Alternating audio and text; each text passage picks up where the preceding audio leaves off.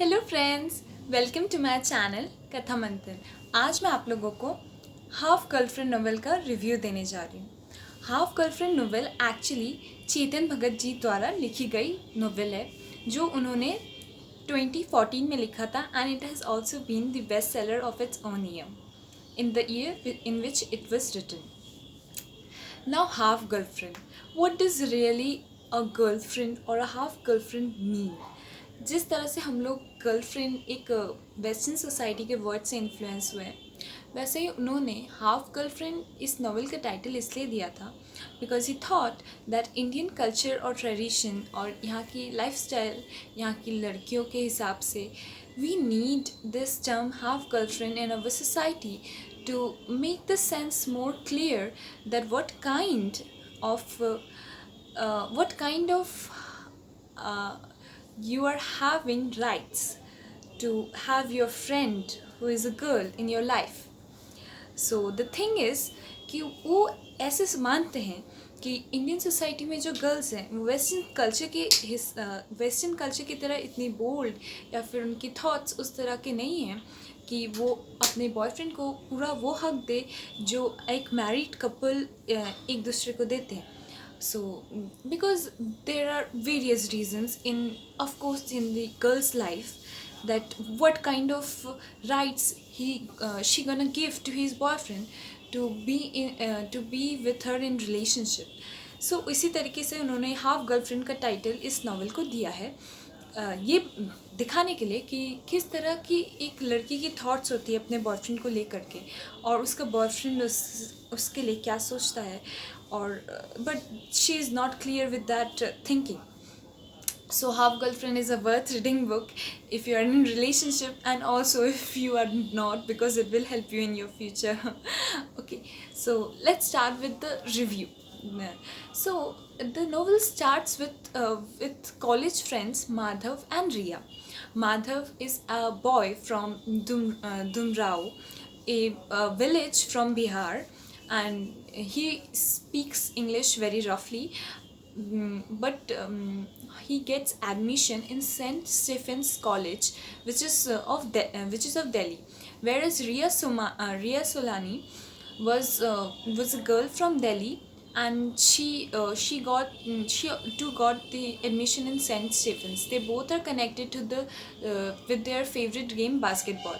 दोनों का ही sports quota से एडमिशन होता है and they played basketball with each other, so they got befriended in a basketball court. Whereas Madhav जो रिया को सबसे पहले बार ही देखता है और वो उसको बहुत ही ज़्यादा खूबसूरत और बहुत ही ज़्यादा टैलेंटेड लड़की लगती है और इसके साथ साथ जब वो उसके साथ बात करता है the confident in a very confident way she answers each and everything. So ये कोई भी लड़की को इम्प्रेस करने के लिए काफ़ी है.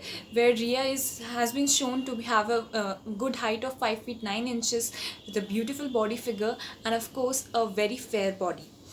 तो each and everything is quite impressive and it impress Madhav's to.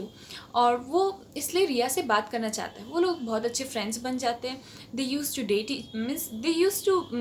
Date each other like वो लोग बहुत जगह पे घूमते थे जिसको माधव रियली एक डेट लेता था, बट रिया की नज़र में वो डेट नहीं थी because she like to have him as a friend.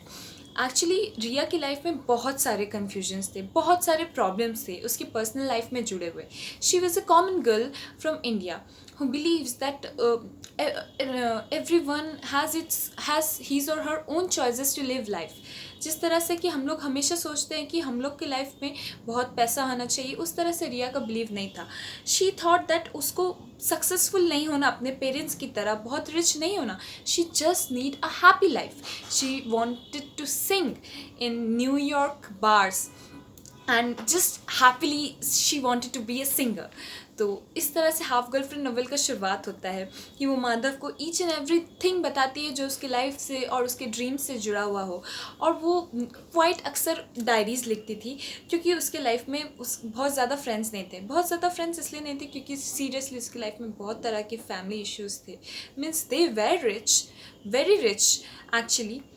Top businessman में से एक थे उनके उसके father, but still she has many problems in her life, from being each and every kind of problem that a girl suffers in India because of having rash parents or rash carings. So everything उसमें बहुत अच्छे से बताया गया है कि रिया की life में किस तरह के प्रॉब्लम्स थे जो वो साइलेंट रिया के नाम से जानी जाने लगी थी. So what Madhav thought that कि हाँ, रिया अगर मेरी फ्रेंड है तो सिर्फ वो मेरी फ्रेंड नहीं, वो मेरी एज अ गर्ल फ्रेंड मेरे उसके ऊपर राइट्स है. और रिया की लाइफ में माधव सिर्फ एकमात्र उसका फ्रेंड था, तो रिया उसको कुछ चीज़ के लिए मना नहीं करती थी. In fact they use to hug each other when they meet. तो इसीलिए रिया ने उसको ये कहा माधव को कि मैं तुम्हारी गर्लफ्रेंड नहीं बन सकती, बट मैं तुम्हारी हाफ गर्लफ्रेंड बन सकती हूँ, जबकि माधव को उस पर और भी ज़्यादा राइट्स चाहिए थे. So ultimately he just force Riya. तो रिया को फोर्स करने के बाद रिया एक्चुअल में बहुत ही ज़्यादा डिसपॉइंटेड हो गई, और उसने माधव को ऑलरेडी बोला था कि हम लोग के बीच में जो है, जो फ्रेंडशिप है, उसको इस सब चीज़ एक रिलेशनशिप में ला करके इस तरह के मोड़ पे मत ले आना कि हम लोग एक दूसरे को छोड़ दें. And the thing happened in the same way. Riya ने उसको छोड़ दिया because he forced her. And next year only, Ria got married to her childhood friend Rohan.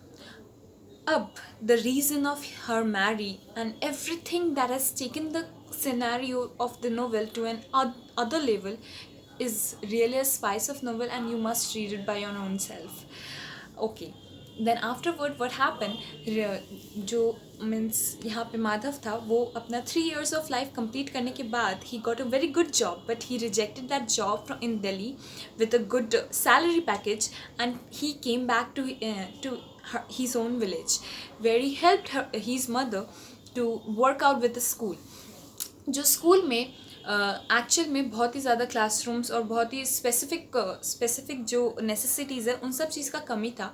तो बिल गेट्स जो हम लोग के बहुत बड़े नोन पर्सन हैं, वो विलेज को विज़िट करने वाले थे. तो उनसे कुछ तरह का फाइनेंशियल हेल्प पाने के लिए माधव ने एक स्पीच रेडी की, ताकि वो उस स्कूल को इकोनॉमिकली फाइनेंशियली बहुत स्टेबल कर सके. And accidentally he meets up Priya, and what is the reason of his meeting is really a spice of the story. And the thing also is she had been divorced, means उसने divorce ले लिया था अपने husband से, जो उसका childhood friend भी था. So everything is a spice of novel, and I'm not gonna break it. You must read that novel. तो उसने जो डाइवोर्स ले लिया था, उसके बाद वो बिहार में काम करती थी, और उसके बाद उसने माधव को बहुत अच्छे से हेल्प किया, नॉट ओनली इंग्लिश जानने में but also a good speech ready करके बिल गेट्स के सामने बोलने में. उसके बाद really it was greatly helpful to Madhav, क्योंकि उसको फाइनेंशियल हेल्प भी मिलता है बिल गेट्स से. और सिर्फ इतना ही नहीं, वो एक बहुत स्टेबल स्कूल बनाता है. But after that speech only Riya disappears from his life, writing a letter that she is suffering from lung cancer. And Madhav पागलों की तरह उसको हर जगह सर्च करता है.